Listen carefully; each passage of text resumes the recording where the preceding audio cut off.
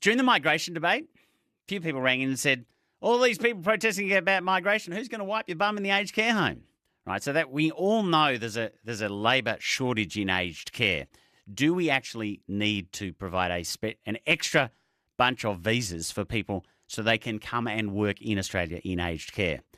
Maybe we do, says Melinda Salento. Melinda's the Chief Executive of the Committee for Economic Development of Australia. Good morning. Morning, Raf. Thanks for having me. Excuse my French. Why do we need a visa for this? Yeah, look, it's a fair question.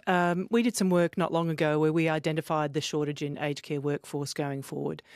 Lots of people are talking about it, but our analysis showed that by 2050 we might have a shortfall of 400,000 care workers. We've got a shortfall now. And we really think that the government needs to fast-track an essential skills visa so that we can bring in experienced aged care workers at a pace that allows us to fill that gap. Why don't we have one?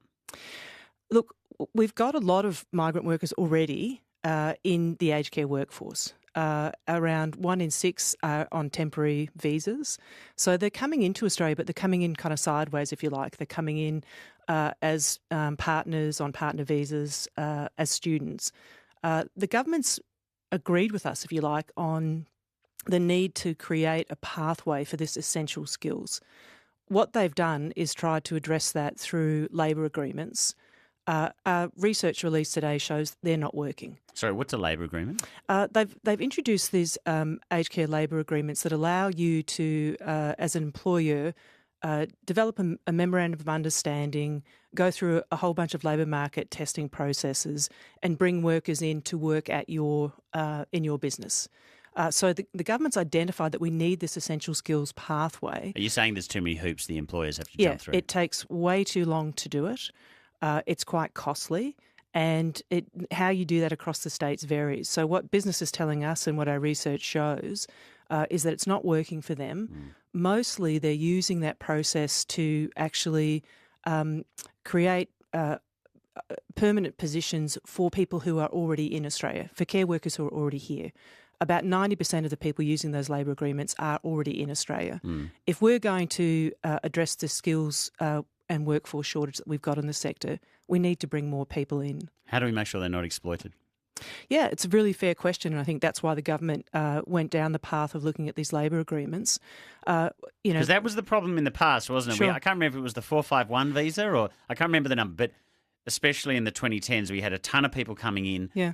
And the unions and others were saying, no, people are being brought in, they're being exploited. There's people here who could do it. So we put the barriers back in, we put the hurdles back in. How do we make sure it works? Yeah, and I think that the point that we are targeting people who are in lower wage jobs, and that is obviously a really critical concern. The process that we're sort of advocating for doesn't seek to sort of diminish the kind of checks and balances, if you like.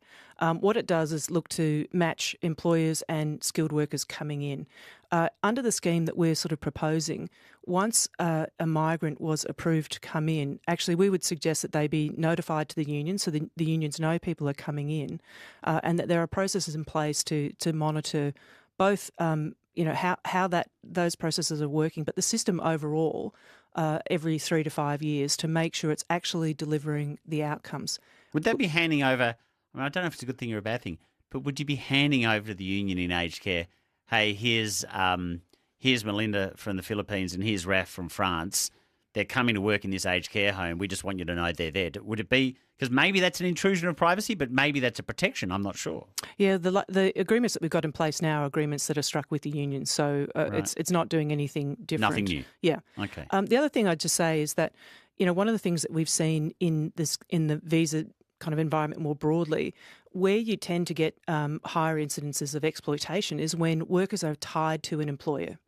So, Yeah. right, Because then the employer's got the power. yeah, and so what we're proposing actually would allow workers to move around the sector, whereas the current labour agreements, you have to work with an organisation that has one of these labour agreements. Right. So we think it actually enhances mobility, which is good for the workers, good for the sector, but it is one of the things that helps, gives you a bit of a relief valve, if you like, on exploitation as well, because workers aren't tied to that employer. Sure.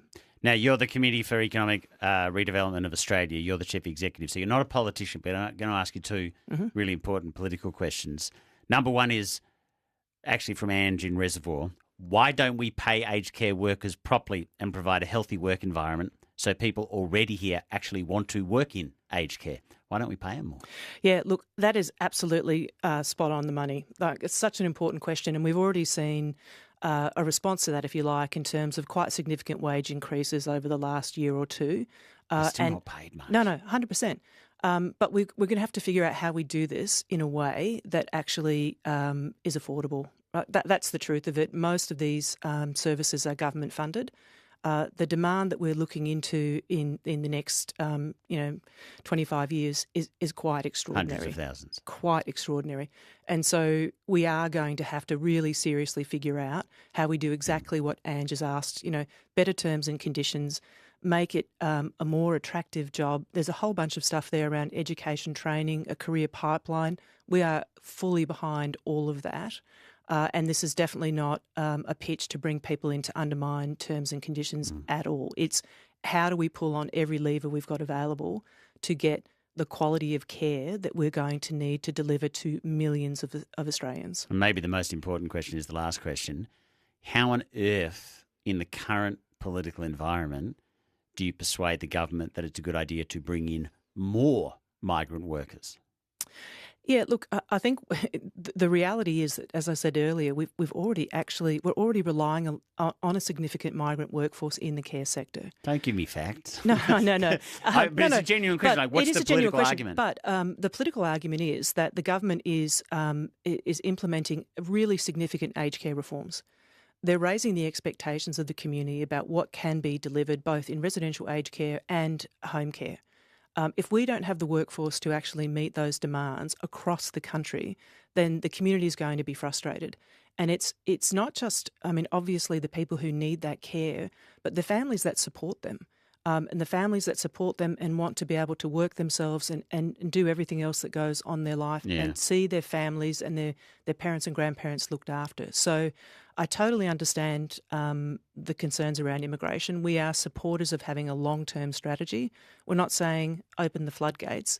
What we're saying is let's have a sensible pipeline that gets the workers with the skills and the experience who want to come and work in care, right? And then actually work that with the domestic system so that it makes sense and it creates a really reliable, sustainable, high-quality care workforce. I'll see what everyone makes of it. Thank you. Thank you for coming in. Yeah, thanks so much for your interest. 1300 222 774 is the number. Melinda Cilento is the Chief Executive of the Committee for Economic Development of Australia. I will get to your calls.